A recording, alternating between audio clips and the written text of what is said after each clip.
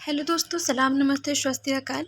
अभिवादन के जो भी शब्द आपको प्रिय लगे उन शब्दों में आपका स्वागत है हमारी क्लासेस कुकी जेआरएफ में। आज हम आपके आज हम क्लास के अकॉर्डिंग कुछ जानकारियां लेकर आए हैं, जिसमें आपको बताएंगे कि यूजीसी नेट का जो फर्स्ट पेपर है उसका सिलेबस क्या है और जो क्लासेस होंगी वो किस लैंग्वेज में होंगी और कौन सा टॉपिक हम आपको पहले पढ़ाने वाले हैं। तो आगे बढ़ते हैं अपने टॉपिक की तरफ। तो दोस्तों, सिलेबस की बात करें तो सिलेबस कुछ इस तरह से होता है। जैसे हमारा पहला जो है वो टीचिंग एप्टीट्यूड है, उसके बाद रिसर्च एप्टीट्यूड, फिर कम्प्रिहेंशन, उसके बाद कम्युनिकेशन, उसके बाद मैथमेटिकल रीजनिंग एंड एप्टीट्यूड, उसके बाद आता है logical reasoning, data interpretation, information and communication technology, जिसको हम शॉर्टकट में ICT बोलते हैं। उसके बाद आता है पीपल डेवलपमेंट एंड इन्वायरमेंट। उसके बाद आता है हायर एजुकेशन। तो थोड़ा सा हम इसको समझते हैं कि है क्या चीज़। दोस्तों, अगर टीचिंग एप्टीट्यूड की बात करें तो टीचिंग एप्टीट्यूड को हम हिंदी में कहते हैं शिक्षण अभिक्षमता।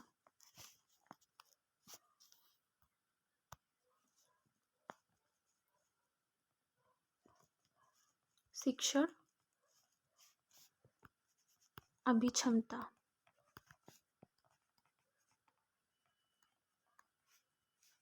वहीं अगर हम रिसर्च एप्टीट्यूड की बात करें तो रिसर्च एप्टीट्यूड को हम कहते हैं शोध अभिक्षमता। शोध अभिक्षमता।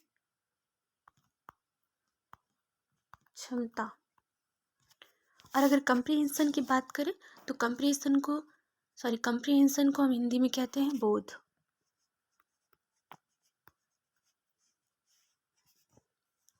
और उसके बाद हमारा जो चौथा टॉपिक आता है वो है कम्युनिकेशन का।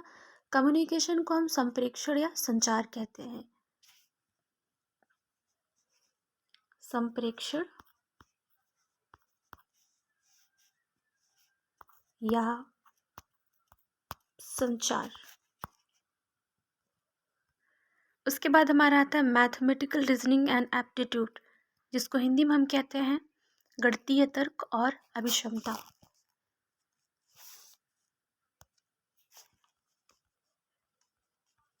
गणितीय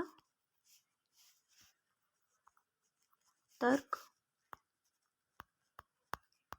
और अभिक्षमता।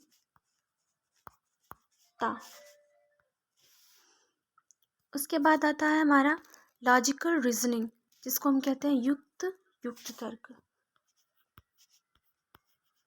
युक्त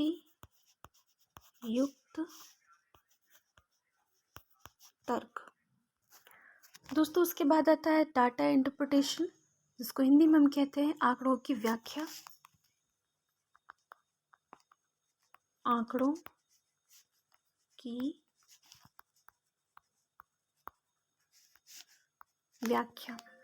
उसके बाद आता है information and communication technology, ICT, जिसको हिंदी में हम कहते हैं सूचना एवं संचार प्रौद्योगिकी। सूचना एवं संचार प्रौद्योगिकी।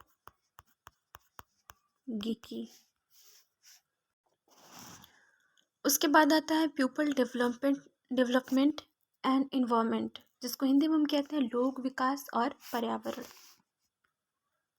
लोक विकास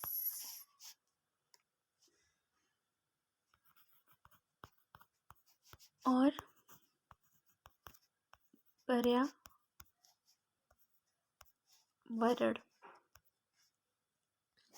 उसके बाद आता है हायर एजुकेशन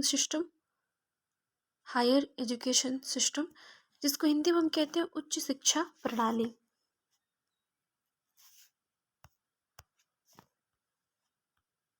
उच्च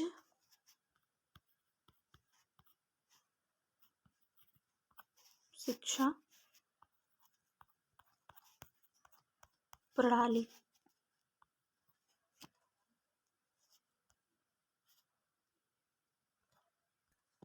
दोस्तों, हम आपको यहाँ ये बताते चले कि हमारा जो क्लास होगा वो इसी तरह से होगा। यानी हमारी जो लैंग्वेज होगी हिंदी और इंग्लिश दोनों में होगी, ताकि हम समझ पाएँ। यानी हम एकदम आम भाषा में पढ़ने वाले हैं। कुछ लोग जो होते हैं उनकी इंग्लिश अच्छी नहीं होती है तो उनको दिक्कत होती है पढ़ने में, और कुछ लोग होते हैं जिनकी हिंदी नहीं अच्छी होती और उनको भी दिक्कत होती है पढ़ने में। तो इस तरह से हम चीज़ों को समझ नहीं पाते हैं। इसीलिए हम दोनों ही लैंग्वेज में पढ़ेंगे, दोनों ही चीज़ों को लेकर चलेंगे, बहुत आसान से लैंग्वेज में पढ़ेंगे। तो आगे हम बात करते हैं कि हम आपको कौन सा टॉपिक पहले पढ़ाने वाले हैं, क्योंकि अगर हम सीरियल वाइज चलें तो ये थोड़ा सा मुश्किल होगा। और अगर हम आपको ये बताते चलें कि कौन सा टॉपिक पहले पढ़ाने वाले हैं, तो उसमें हम सबसे पहले हम आपको कम्युनिकेशन का टॉपिक पढ़ाएंगे। वो इसलिए कि इजी टू हार्ड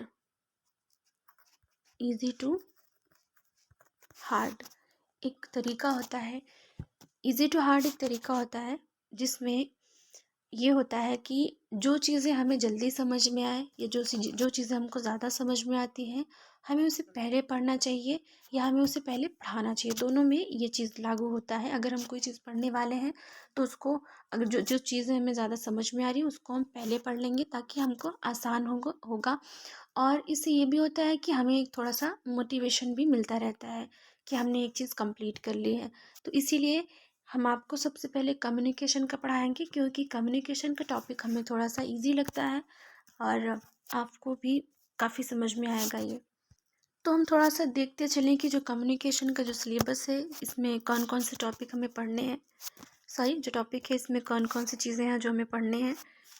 तो ये कुछ इस तरह से है। पहला जो होता है वो communication meaning, characterize of communication.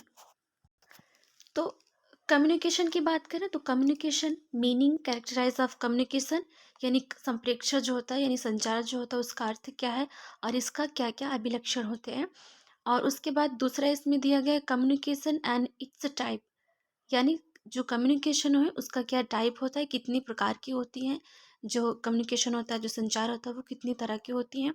उसके बाद तीसरा इसमें आया है effective communication, verbal and non verbal, interculture and group communication, classroom classroom communication, जिसका हिंदी कुछ इस तरह से होता है कि इफ़ेक्टिव कम्युनिकेशन यानी प्रभावी संप्रेषण, वाचिक एवं गैर वाचिक यानी बोल करके और लिख करके, इंटरकल्चर यानी अंतर या सांस्कृतिक, हमारी जो सांस्कृतिक है एवं सामूहिक संप्रेषण यानी जो ग्रुप कम्युनिकेशन होता है, क्लासरूम कम्युनिकेशन यानी कक्षा संप्रेषण या कक्षा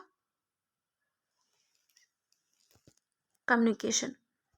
उसके बाद आता है बैरियर्स टू इफेक्टिव कम्युनिकेशन, यानी जो प्रभावी संप्रेषण की बाधाएं आती हैं, जो हम संचार करते हैं, जो बातचीत करते हैं, इसमें कौन कौन सी हमें बाधाएं आ सकती हैं। उसके बाद आता है मास मीडिया एंड सोसाइटी, जिसको हम कहते हैं जन मीडिया एवं संचार, यानी हम जब बात करते हैं तो किस माध्यम से करते हैं, कौन सा माध्यम होता है।